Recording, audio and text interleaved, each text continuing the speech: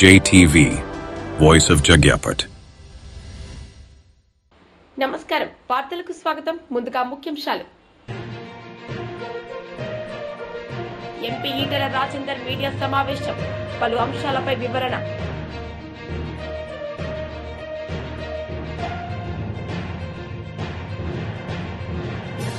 Swachhandhra corporation chairman Komatireddy Pattabhiram media సమావేశం, పలు అంశాలపై వివరణ. Swachhandhra corporation chairman Komatireddy Pattabhiram media సమావేశం నిర్వహించారు. సందర్భంగా ఆయన మాట్లాడారు. దగ్గర నుంచి విద్యుత్ కొనుగోలుకు సంబంధించి ఒక ఒప్పందంకి సంబంధించి ముందడుగు వేస్తా ఉందో దాని మీద పెద్ద ఎత్తున విష ప్రచారం చేస్తూ ఉన్నారు. ఎన్డీఏ ప్రభుత్వం, కూటమి ప్రభుత్వం రాష్ట్రానికి తీరని నష్టం చేకూరుస్తూ ఉంది.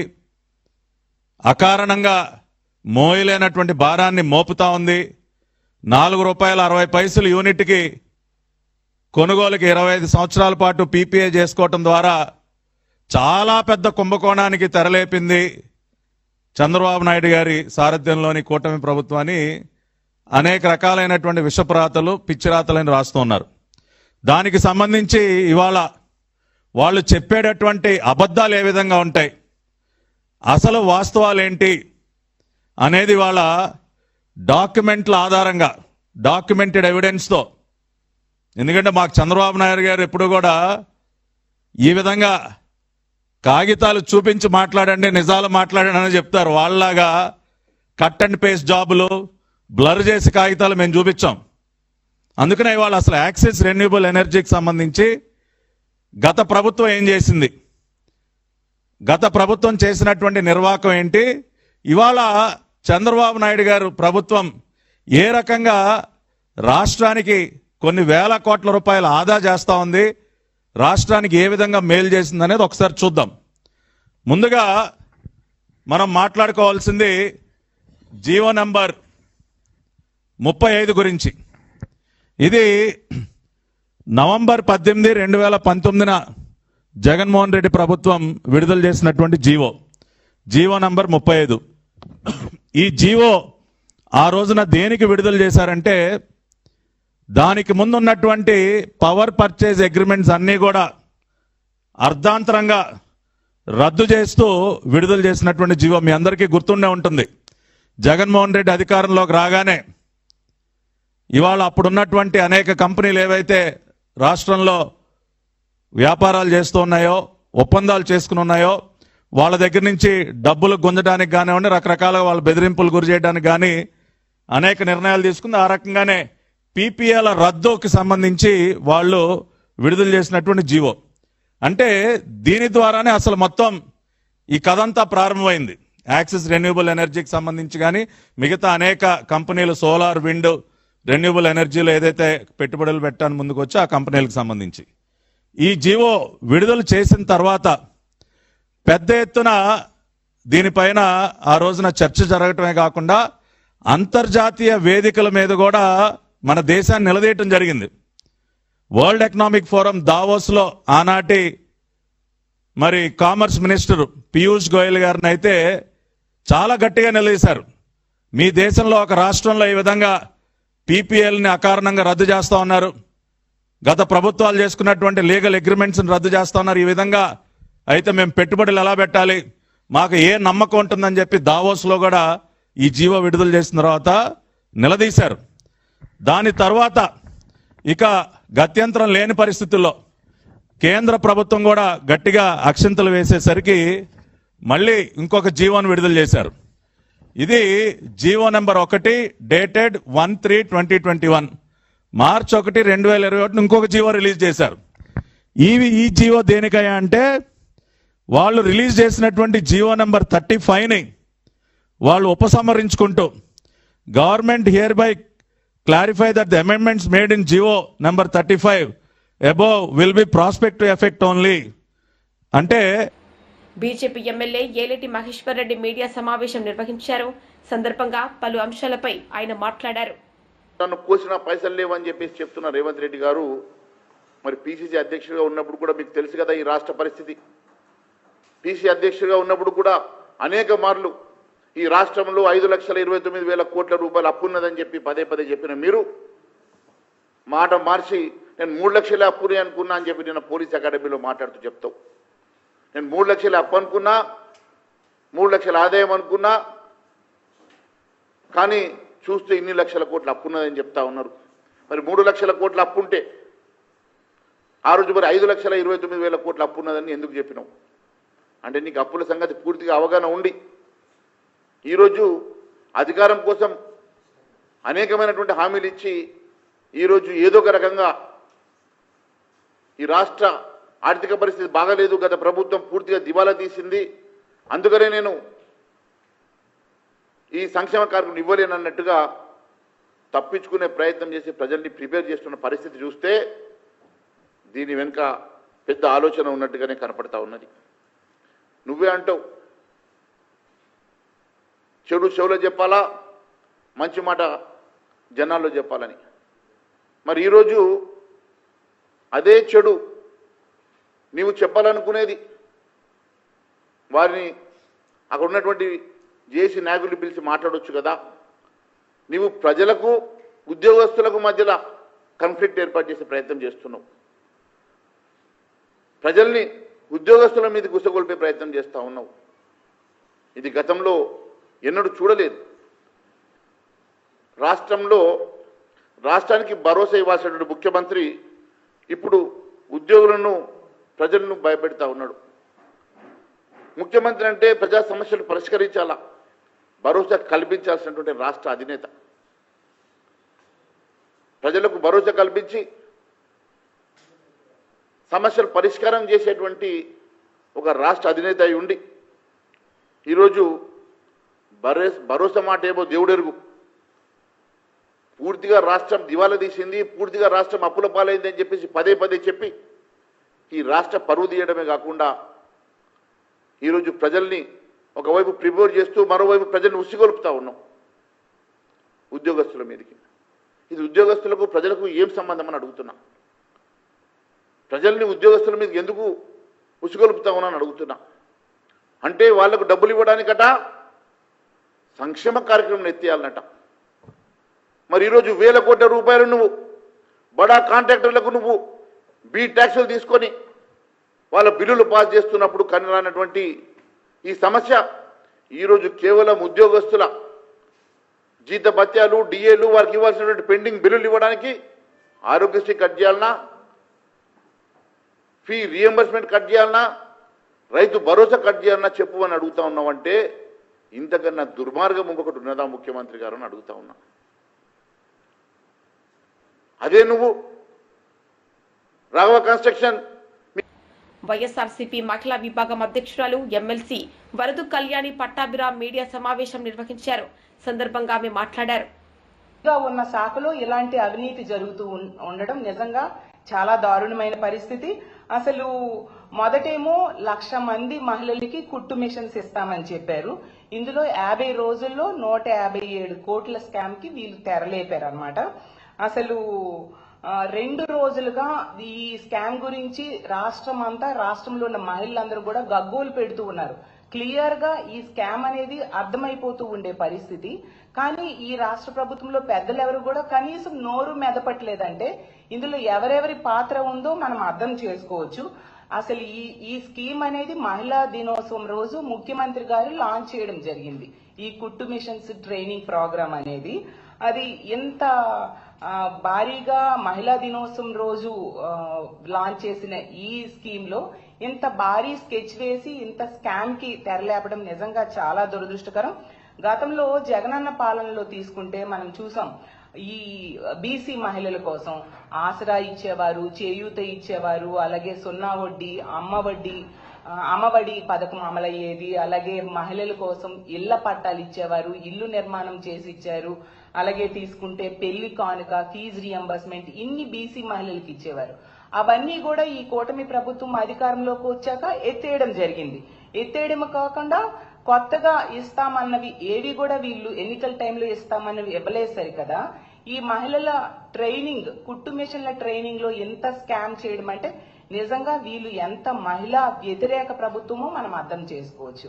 అలాగే అప్పుడు గతంలో జగనన్న ప్రభుత్వంలో ఈ ఈబీసీ నేస్తమని ఎకనామికల్లీ బ్యాక్వర్డ్ క్లాసెస్ కోసం ఒక పథకం పెట్టి వాళ్ళకి ఆర్థికంగా తోడ్పాటును అందించి వాళ్ళకి స్వయం ఉపాధి అవకాశాలను ఆ రోజు జగన్మోహన్ రెడ్డి గారు కల్పించడం జరిగింది.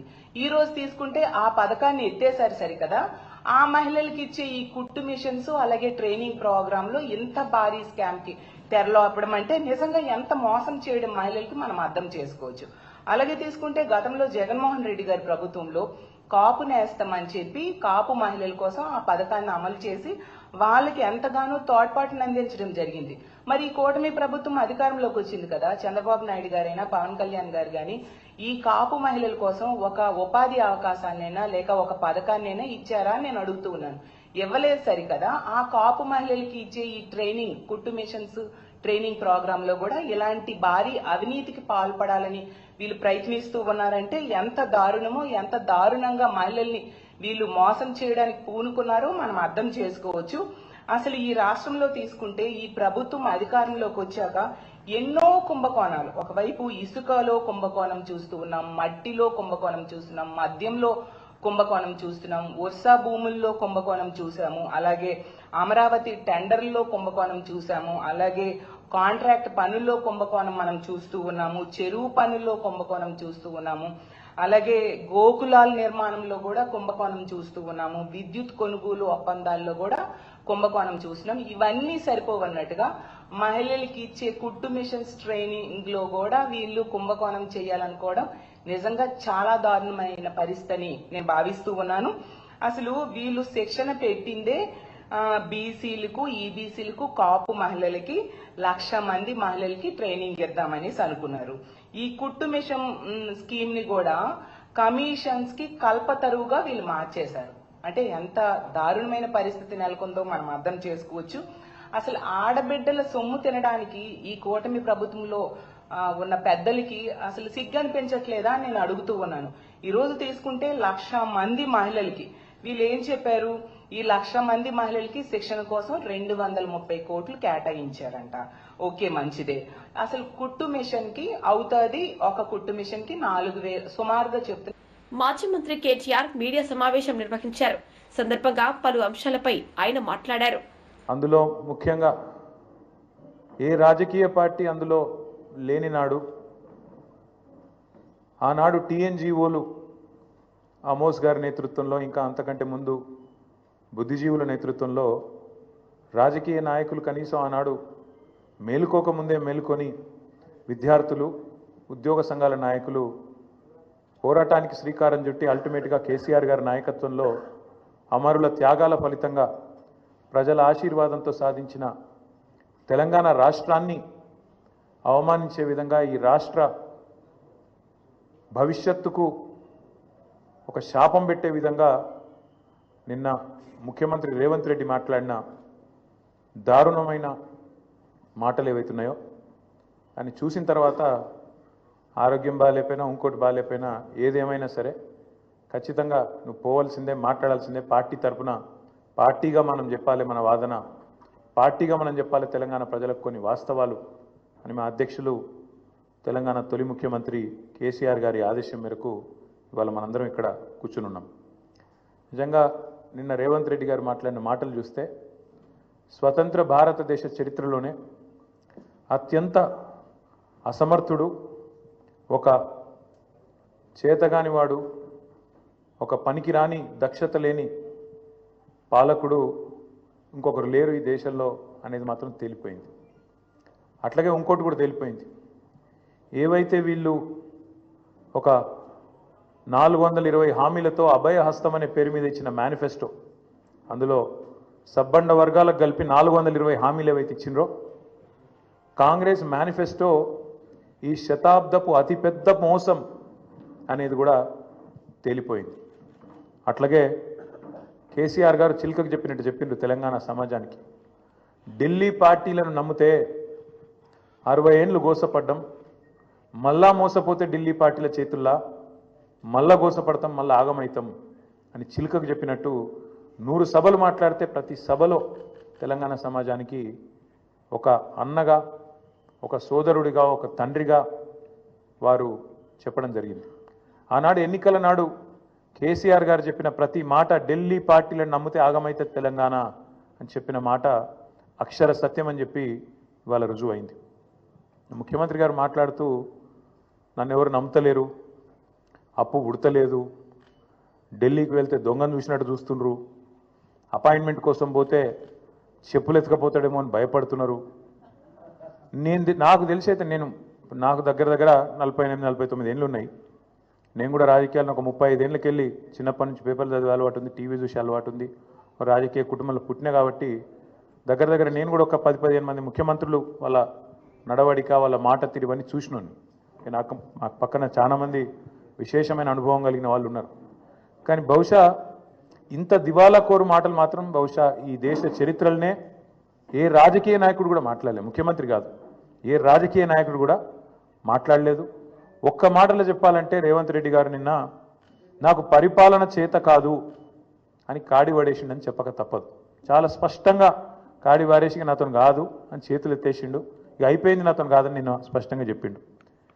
కానీ వారితో పాటు ఈ రాష్ట్ర ప్రజలకు కొన్ని వాస్తవాలు చెప్పాలి కాబట్టి మా బాధ్యత కాబట్టి చెప్పాలనుకుంటా ఉన్నాం. ఎక్కడ పోయినా దొంగలాగా చూస్తున్నారో అంటున్నాడు ముఖ్యమంత్రి.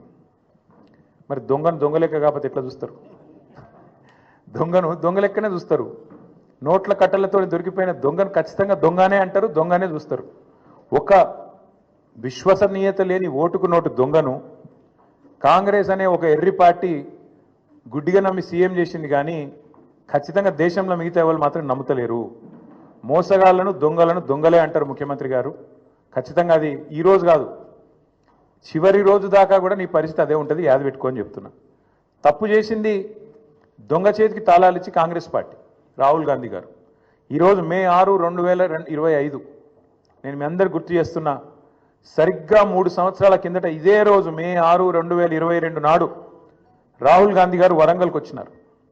రైతు డిక్లరేషన్ అనే పేరిట ఆ రోజు రాహుల్ గాంధీ గారు చెప్పిన మాటలు 2 లక్షల రుణమాఫీ చేస్తామని, అట్లాగే రైతు భరోసా 15,000కు పెంచుతామని, అట్లాగే కౌలు రైతులకు రైతు బంధు ఇస్తామని, అట్లాగే రైతు కూలీలకు న్యాయం చేస్తామని వ్యవసాయ డిక్లరేషన్లో చెప్పి 3 సంవత్సరాలు దాటింది రాహుల్ గాంధీ గారు. అందుకే నేను అంటున్నా, తప్పు చేసింది రాహుల్ గాంధీ, తప్పు చేసింది ఏఐసిసి. దొంగ చేతికి తాళం ఇచ్చి ఇవాళ తెలంగాణ చేతికి చిప్పవచ్చే పరిస్థితి చేసింది ఖచ్చితంగా ఆల్ ఇండియా కాంగ్రెస్ కమిటీ, ముఖ్యంగా దానికి బాధ్యుడు లీడర్ ఆఫ్ ఆపోజిషన్గా ఉన్న రాహుల్ గాంధీ గారు అని చెప్పి నేను చెప్తా ఉన్నాను. అట్లాగే ఇవాళ ఎందుకు ఈ మాటలు, ఎందుకు ఈ ఫ్రస్ట్రేషన్ అని చెప్పి ఇప్పుడు కొంతమంది మిత్రులు. ఎంపీ మార్గానికి భరత్ మీడియా సమావేశం నిర్వహించారు. సందర్భంగా ఆయన మాట్లాడారు.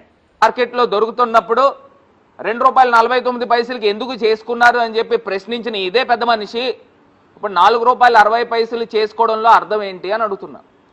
ఒకటే క్వశ్చన్, దీని దగ్గర మీకు సమాధానం ఉంటే మీరు మాట్లాడండి.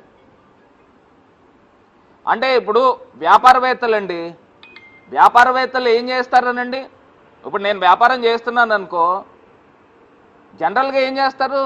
తక్కువ ధరకి కొనుగోలు చేస్తారు. ప్రభుత్వం కూడా ఇప్పుడు ప్రజల ప్రభుత్వం ఏం చేయాలనండి? తక్కువ ధరకి ₹2.49 కన్నా తక్కువ దొరికితే చంద్రబాబు నాయుడు గారు అగ్రిమెంట్ చేసుకోవాలి, కానీ ఎక్కువకి ఎందుకు చేసుకుంటున్నారని అడుగుతున్నా. అంటే ఇది మీ తాలూకా, ఈ కంపెనీలు మీ తాలూకా బినామీలు కాదా అని అడుగుతా ఉన్నా. అసలు ఎంత దారుణం అండి. ఆ రోజుల్లో ఇదే చంద్రబాబు నాయుడు గారు న్యూస్ పేపర్లో వాళ్ళకి సంబంధించిన ఈనాడు, జూమ్ చేయమ్మా ఒకసారి చూపిస్తాను మీకు, వాళ్ళకి సంబంధించిన ఈనాడు, వాళ్ళకి సంబంధించిన ఆంధ్రజ్యోతి, లేదా వాళ్ళ తాలూకా ఏ రకంగా తీసుకుని వచ్చి పేపర్లో రాయిపించారనండి? నిబంధనలను ఉల్లంఘించి రాయడం చూడండి, నిబంధనలను ఉల్లంఘించి అనుమతులు ఇచ్చేశారు. 1750 కోట్ల రూపాయలు అదా నుంచి లంచం అంట. మరి ఈ చంద్రబాబు నాయుడు గారు ఆయన ఒప్పందం సెకీతో చేస్తే ₹2.49 చేశారు. ఈ చంద్రబాబు నాయుడు గారు ₹4.60 చేశారు. అంటే ఇంక మీకు ఇది ఎంత పెద్ద స్కామ్ అని అడుగుతున్నా. అక్కడ ఏం జరగలేని దాన్ని మీరు ఇవాళ తీసుకొచ్చి చెప్తా ఉన్నారే. ఇక్కడ ఇంత దారుణంగా బయట మార్కెట్లో ₹2.49 దొరుకుతూ ఉంటే, అప్పుడున్న ప్రభుత్వం జగన్ గారు చేసుకుంటే ఒంటికాలతో లేచారు. మరి దీన్ని ఏమనాలా అని అడుగుతున్నా. ప్రజలను ఒక్కసారి ఆలోచన చేయమని కోరుతా ఉన్నా. రూపాయికేమో ఎక్కడ 1000 కోట్ల రూపాయలు, 3000 కోట్ల రూపాయలు భూమి రూపాయికి దొరుకుతుందంట. 1000 కోట్ల రూపాయలు విలువ చేసే భూమి విశాఖపట్నంలో రూపాయికి దొరుకుతుంది. ఈ చంద్రబాబు నాయుడు గారు మార్కెట్లో ₹2.49 అప్పుడున్న ప్రభుత్వము 7000 మెగావాట్లు సెకీతో ఒప్పందం చేసుకుంటే దాన్ని రద్దు చేయాలి, దాన్ని క్లోజ్ చేయాలని మాట్లాడిన ఇదే వ్యక్తి ఇప్పుడు ₹4.60 చేస్తున్నాం. అంటే ప్రజల ముందు పెడతా ఉన్నాం, వాస్తవాలు ప్రజల ముందు పెడతా ఉన్నాం. మరి దీన్ని స్కామ్ నిస్సిగ్గుగా ఓపెన్గా ఎవరు కూడా చేయరు. ఎంత డెలిబరేట్ స్కామ్, అసలు ఎట్లా చేస్తున్నారని అడుగుతున్నా. మనం తినేది అన్నమే కదండి, మన భోజనమే కదా చేస్తున్నాము. అక్కడ ₹2.49 జరిగినప్పుడే స్కామ్ అన్నాడు. ₹4.60 చేస్తూ ఉంటే ఇంత దారుణంగా, మరి అక్రమంగా, ఒక పక్కనేమో రాష్ట్రం విడిపోయినప్పుడేమో ఆంధ్రప్రదేశ్కి సంబంధించి ఎలక్ట్రిసిటీ బోర్డు ఏపీ జెన్కో అప్పు ఏ రకంగా ఉంది, చంద్రబాబు నాయుడు గారు ప్రభుత్వం వచ్చిన తర్వాత ఏ రకంగా అప్పు ఎగబాగింది, ఇప్పుడు మళ్ళీ తీసుకొచ్చి ఇదే పవర్ కార్పొరేషన్కి ఎంత భారం పెడతా ఉన్నాడు. నేను ఇవాళ చెప్తా ఉన్నా, మీరు కొనుగోలు చేసిన విద్యుత్తు యూనిట్ అదనంగా ₹2.11 అదనంగా మీరు కొంటా ఉన్నారు. ₹4.60 అంటే గతంలో ₹2.49 అంటే ఈ రెండు మైనస్ చేస్తే ₹2.11 అవుతుంది. అంటే సంవత్సరానికి ఏటా మీరు ఎంత నష్టం చేస్తూ ఉన్నారని అంటే 210 కోట్ల రూపాయలు నష్టం చేస్తూ ఉన్నారు. అంటే మీరు మొత్తం చెల్లించేది 440 కోట్ల రూపాయలు మీరు యాక్సిస్ ఎనర్జీకి ప్రైవేట్ లిమిటెడ్ కంపెనీకి సంవత్సరానికి చెల్లిస్తూ ఉన్నారు. అంటే 25 సంవత్సరాల పాటు మీరు వడ్డీతో లెక్కేసుకుంటే 11,000 కోట్ల రూపాయలు కుంభకోణం. ఇది 11,000 కోట్ల రూపాయల కుంభకోణాన్ని తెరతీసిన మరి వ్యక్తి చంద్రబాబు నాయుడు గారు. ఓ పక్కనేమో రూపాయికి భూములు ఇచ్చేస్తూ ఉంటారు, ఇంకో పక్కనేమో తక్కువ ధరకి పవర్ దొరుకుతుంది అని చెప్పి అగ్రిమెంట్లు చేస్తే అది కుంభకోణం జరిగిందని చెప్పి ఇదే చంద్రబాబు నాయుడు గారు అసెంబ్లీ సాక్షిగా ఆంధ్రప్రదేశ్ పరువును మట్టి కల్పించాడని చెప్పేసి చెప్పిన వ్యక్తి ఇదే చంద్రబాబు నాయుడు గారు మాట్లాడారు. ₹2.49 ఎంఓయూ చేసుకుంటే కేంద్ర ప్రభుత్వంతో ఆంధ్రప్రదేశ్ పరువుని మంట కలిపాడని అన్నారు. మరి అదే వ్యక్తి ₹4.60 చేస్తూ ఉంటే ప్రజలు రోడ్డుపైన ఆయన వస్తే నిలదీయాలండి, ఈ ప్రభుత్వాన్ని నిలదీయాలి. మరి పవన్ కళ్యాణ్ గారికి తెలుసా అండి ఈ ఒప్పందం గురించి? ఆయన ప్రభుత్వంలోనే ఉన్నాడు కదా, డిప్యూటీ సీఎం కింద ఉన్నాడు కదా. మరి అప్పుడేమో ₹2 చిల్లర దొరికితే అది స్కామ్ అన్నారు, ₹4.60 చేస్తే ఇది ఎంత పెద్ద స్కామ్ అనాలా అని అడుగుతున్నా.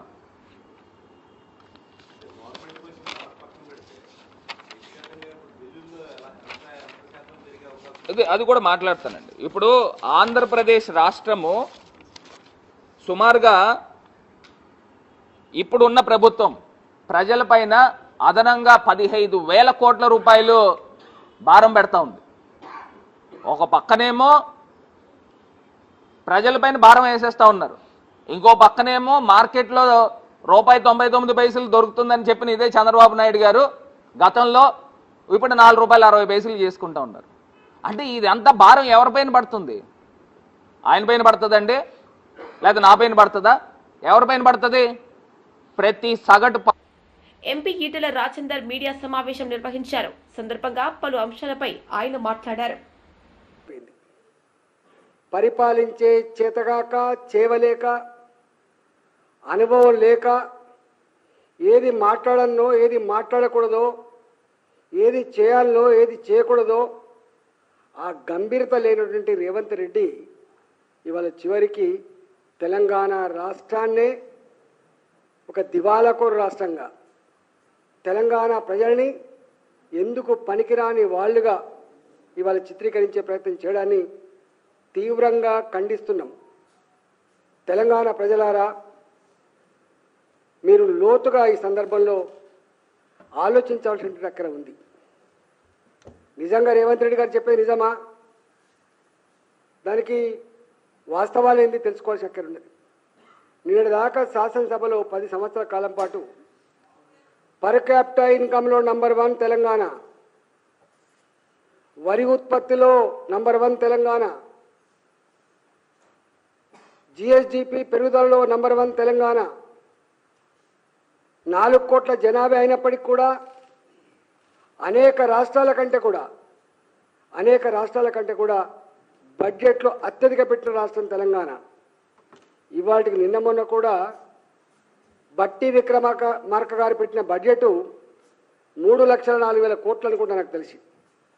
4 కోట్ల జనాభా కలిగినటువంటి ఒక రాష్ట్రం 3,04,000 కోట్ల రూపాయల బడ్జెట్ పెట్టిందంటే ఇవాళ ఇది ఎట్లా దివాళా తీసిన ప్రభుత్వం, ఎట్లా దివాళా తీసిన రాష్ట్రమో చెప్పగలిగే దమ్ముందా అని చెప్పి నేను అడుగుతా ఉన్నా. రేవంత్ రెడ్డి గారికి ఒక నైజం ఉంది. మోసగించే వాళ్ళని నమ్ముతారు, అబద్ధాలనే ప్రజలు ఇష్టపడతారు, అబద్ధాలు చెప్పే నాయకులనే ఆదరిస్తారనేటువంటి మాట ఏతుందో ఇవాళ ఆయన మాటలు ఇవాళ నిజమని ప్రూవ్ అయింది అలా. కానీ ఆనాడు మాట్లాడిన మాటలు పెద్దెవరు పట్టించుకోలే. కానీ ఇవాళ మీరు మాట్లాడుతున్న మాటలు తెలంగాణ ప్రజల ఆత్మస్థైర్యం దెబ్బతింటా ఉంది, తెలంగాణ ప్రజల ఆత్మగౌరవం దెబ్బతింటా ఉంది. తెలంగాణ ప్రజలలో ఏ సాహసం, ఏ కమిట్మెంట్, ఏ పని చేయాలని తపన ఉంటుందో ఇలా అది దెబ్బతింటా ఉంది. నువ్వు ధ్వంసం చేస్తున్నది నీకు అధికారం ఇచ్చిన కర్మానికి, నువ్వు ధ్వంసం చేస్తున్నది నీ కాంగ్రెస్ పార్టీని మాత్రమే కాదు, నువ్వు ధ్వంసం చేస్తున్నది తెలంగాణ సమాజాన్ని ధ్వంసం చేస్తున్నావు, తెలంగాణ రాష్ట్ర గొప్పతనాన్ని ధ్వంసం చేస్తున్న విషయాన్ని నువ్వు మర్చిపోవద్దని చెప్పి నేను మనవి చేస్తా ఉన్నా. ఇవాళ నేను ఆర్థిక మంత్రిగా పనిచేసిన 5 సంవత్సరాలు. నేను మొట్టమొదటి ఆర్థిక మంత్రిగా పనిచేసిన 2014 నుంచి 2018-19 వరకు. వార్తలు ముగించే ముందు ముఖ్యాంశాలు మరోసారి. ఎంపీ ఈటెల రాజేందర్ మీడియా సమావేశం, పలు అంశాలపై వివరణ.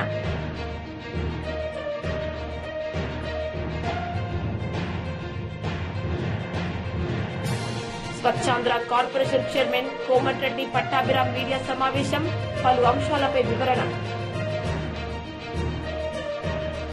ఈ వార్తలు ఇంతటితో సమాప్తం. తిరిగి ప్రసారమయ్యే వార్తల్లో మళ్ళీ కలుద్దాం. అంతవరకు సెలవు. నమస్తే.